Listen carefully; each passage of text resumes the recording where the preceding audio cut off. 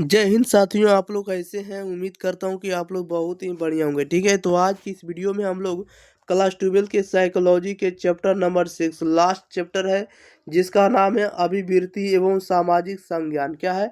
अभिवृत्ति एवं सामाजिक संज्ञान। इसके आज हम लोग 40 ऑब्जेक्टिव को कंप्लीट याद करने वाले, जो भी परीक्षा के दृष्टिकोण से इंपॉर्टेंट है। एकदम सेलेक्टेड क्वेश्चन को इस वीडियो में हम आपको लेकर आए हैं। और साथ ही साथ बता दें कि इसका जो पीडीएफ है आपको टेलीग्राम चैनल एग्जाम प्री पर आपको आपको देखने को मिल जाएगा। ठीक है, आप लोग जाकर प्रिंट आउट भी निकलवा सकते हैं, क्योंकि इस पीडीएफ की खासियत यही है कि क्वेश्चन भी है और साथ ही साथ आपको हम आंसर भी साथ में देते चले गए, ताकि आप प्रिंट आउट करवाएं तो आप लोग का आंसर भी सामने दिखे। ओके, चलिए तो हम लोग स्टार्ट करते हैं। ज़्यादा विलम्ब ना करेंगे, आप लोग शुरू से अंत तक बने रहेंगे। और आपको एग्जाम में गारंटी देते हैं कि 100% ऑब्जेक्टिव यहाँ से पूछे जाते हैं और 100% ऑब्जेक्टिव आप बना कर आएंगे, क्योंकि आपको हम सिंगल क्वेश्चन भी नहीं छोड़े हैं। सभी क्वेश्चन को हम इंक्लूड कर दिए हैं, इजी टू मॉडरेट को कंप्लीट कर दिए। ठीक है, ज़्यादा से ज़्यादा अगर हार्ड पूछेगा तो उसको भी हम क्वेश्चन को इसमें इंक्लूड करके बता दिए। चलिए तो स्टार्ट करते हैं, ज़्यादा विलम्ब ना करेंगे। आर्ट्स का जितना भी आपको सब्जेक्ट है, आर्ट्स के क्लास 12 आर्ट्स का जितने भी सब्जेक्ट है, सभी का आपको कंप्लीट ऑब्जेक्टिव और सब्जेक्टिव दोनों तरह का वीडियो आपको इस चैनल पर आपको देखने को अब मिलेगा। ओके, आप लोग शुरू से अंत तक बने रहिएगा और इस चैनल को ज़्यादा से ज़्यादा आप लोग सपोर्ट करिए। चैनल को सब्सक्राइब करिए, वीडियो को ज़्यादा से ज़्यादा शेयर करिए। चलिए प्यारे साथियों, ज़्यादा विलम्ब ना करेंगे। जैसा कि आप लोग समझ गए हो कि साइकोलॉजी के चैप्टर नंबर 6 है अभिवृत्ति और सामाजिक संज्ञान। इसमें 40 ऑब्जेक्टिव को बताएंगे, शुरू से अंत तक बने रहना है। चलिए स्टार्ट करते हैं क्वेश्चन नंबर 1 की ओर। क्वेश्चन नंबर 1 में कह रहा है कि अभिवृत्ति का क्या अर्थ है। तो अभिवृत्ति का अर्थ क्या होता है, ये बात आप लोग जानते होंगे कि अभिवृत्ति का जो अर्थ होता है क्या होता है। तो मानसिक और अस्नाविक अवस्था होता है। क्या होता है? मानसिक और अस्नाविक अवस्था होता है, जो कि right answer option number A हो जाएगा। ओके, अगला क्वेश्चन, क्वेश्चन नंबर देखिएगा आप लोग 2 नंबर। आप लोग 2 से 3 बार हम रिपीट करेंगे, आप लोग शुरू से अंत तक बने रहिएगा, याद हो जाएगा। क्वेश्चन नंबर 2 में कह रहा है कि अभिवृत्तियां किसके द्वारा अर्जित की जाती है। अभिवृत्तियां जो है किसके द्वारा अर्जित की जाती है। तो यह अर्जित की जाती है आपको प्राचीन अनुबंधन द्वारा। किसके द्वारा अर्जित की जाती है? तो प्राचीन अनुबंधन के द्वारा। राइट आंसर आपका बी हो जाएगा। अगला क्वेश्चन, क्वेश्चन नंबर 3 नंबर में करा अभिवृत्ति निर्माण को प्रभावित करने वाले कौन से प्रमुख कारक है, बताइएगा। अभिवृत्ति निर्माण को प्रभावित करने वाले कौन से प्रमुख कारक है। तो राइट आंसर आपका बी हो जाएगा। क्या हो जाएगा? बी हो जाएगा। परिवार और संदर्भ समूह हो जाएगा। क्या हो जाएगा? परिवार और संदर्भ समूह हो जाएगा। राइट आंसर आपका बी हो जाएगा। क्वेश्चन नंबर देखिएगा 4 नंबर में करा है कि मनोवृत्ति के घटक कौन कौन से, बताइएगा। मनोवृत्ति के घटक कौन कौन से होंगे। तो मनोवृत्ति के जो घटक होंगे कौन कौन होंगे? भावात्मक होंगे, व्यवहारात्मक होंगे, संज्ञानात्मक होंगे। भावात्मक, व्यवहारात्मक, संज्ञानात्मक, ये सभी होंगे। राइट आंसर ऑप्शन नंबर इसका बी सही जवाब हो जाएगा।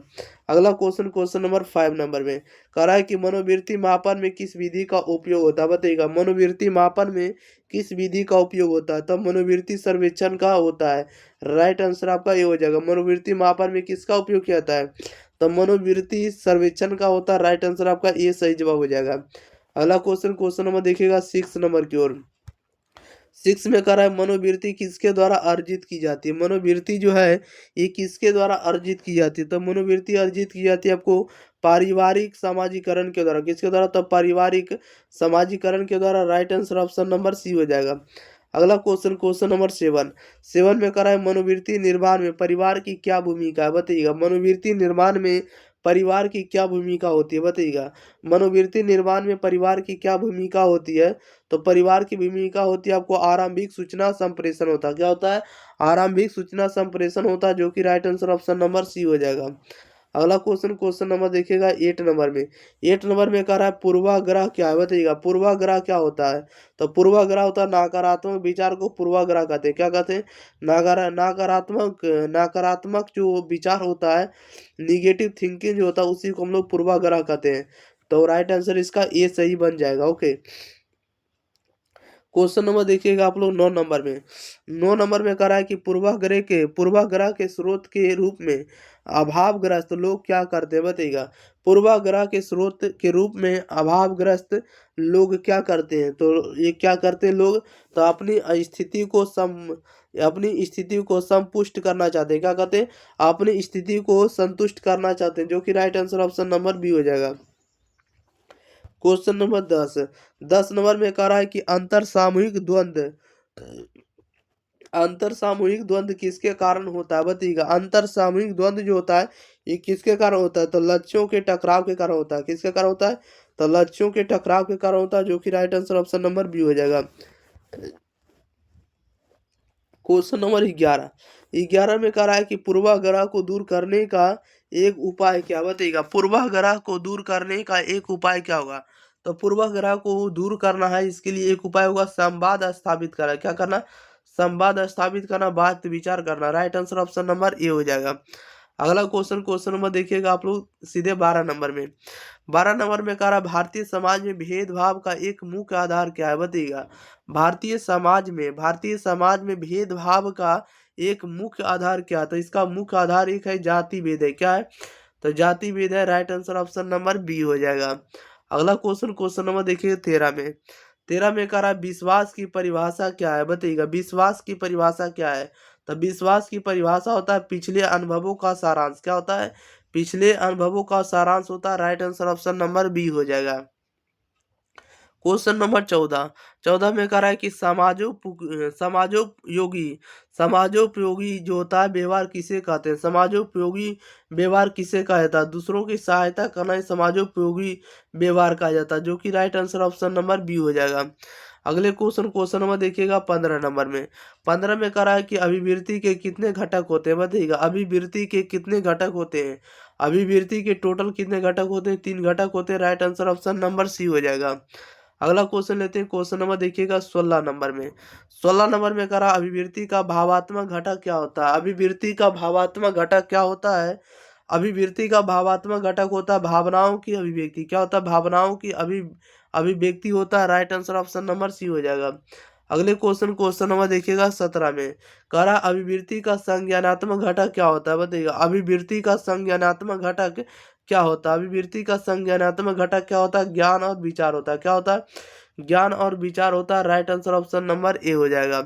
नेक्स्ट क्वेश्चन लेते हैं, क्वेश्चन नंबर देखिएगा आप लोग 18 नंबर की ओर। 18 नंबर में कह रहा है कि मनोवृत्ति का व्यवहारात्मक घटक किससे जुड़ा होता है बताइएगा। मनोवृत्ति का व्यवहारात्मक घटक किससे जुड़ा होता है, तो शारीरिक क्रियाओं से जुड़ा होता है। किससे जुड़ा होता है, शारीरिक क्रियाओं से। Right answer option number A हो जाएगा। अगले क्वेश्चन नंबर 19 में कह रहा है कि अभिवृत्ति अर्जित कैसे की जाती है बताइएगा। अभिवृत्ति अर्जित जो है कैसे की जाती है, तो अभिवृत्ति अर्जित की जाती है जीवन के अनुभवों से। कैसे की जाती है, तो जीवन के अनुभवों से अर्जित की जाती है। Right answer option number A हो जाएगा।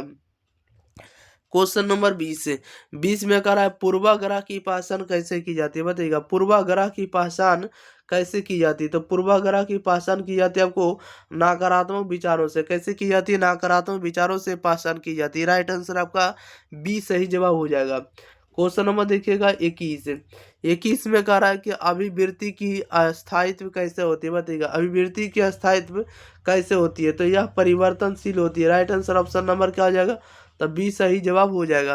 अगला क्वेश्चन नंबर देखिएगा 22 नंबर में करा अभिवृत्ति को प्रभावित करने वाले कारकों में क्या शामिल है बताइएगा। अभिवृत्ति को प्रभावित करने वाले कारकों में क्या शामिल होता है, राइट आंसर आपका ये हो जाएगा मीडिया और संचार शामिल होता है। क्या होता है, मीडिया और संचार शामिल होता है। Right answer option number A हो जाएगा। क्वेश्चन नंबर देखिएगा 23 नंबर में करा अभिवृत्ति का संबंध किससे होता है बताइएगा। अभिवृत्ति का जो संबंध है यह किससे होता है, व्यक्ति घटना या विचार से होता है। किससे होता है, व्यक्ति घटना या विचार से होता है। Right answer option number A हो जाएगा। अगले क्वेश्चन लेते हैं, क्वेश्चन नंबर देखिएगा 24 नंबर में कह रहा है अभिवृत्ति में प्रेरणा का गुण क्या होता है बताइएगा। अभिवृत्ति में प्रेरणा का क्या गुण होता है, प्रेरणा का गुण होता है मानसिक प्रेरणा होता है। क्या होता है, मानसिक प्रेरणा होता है। राइट आंसर ऑप्शन नंबर इसका बी सही जवाब हो जाएगा। अगला क्वेश्चन नंबर देखिएगा 25 में कह रहा पूर्वाग्रह के स्रोत के रूप में कौन से लोग कार्य करते हैं बताइएगा। पूर्वाग्रह के स्रोत के रूप में कौन से लोग कार्य करते हैं, कौन से लोग कार्य करते हैं, धनी और अभावग्रस्त लोग कार्य करते हैं।